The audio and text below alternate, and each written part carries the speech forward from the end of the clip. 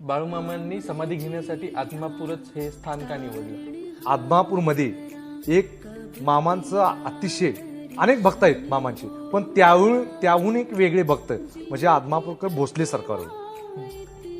आणि मामाने ज्यावेळी समाधी घेतली त्यावेळी भोसले घराण्याकडं बाळूमामाने समाधीसाठी जागा मागितली.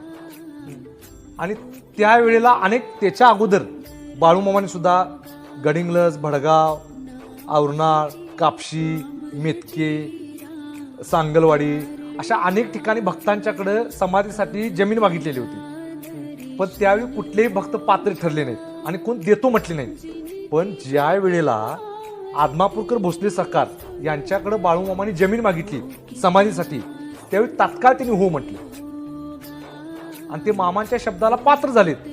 म्हणून मामांची आवड ही आदमापूर विशेष करून होतीच. पण ज्यावेळी सरकार जमीन द्यायला पात्र झालेत ते भक्त पात्र झालेत, भक्तिवन होते आणि जमीन देतो म्हटल्यानंतर मामाने सुद्धा आदमापुरातच समाधी घेण्यासाठी निवडले.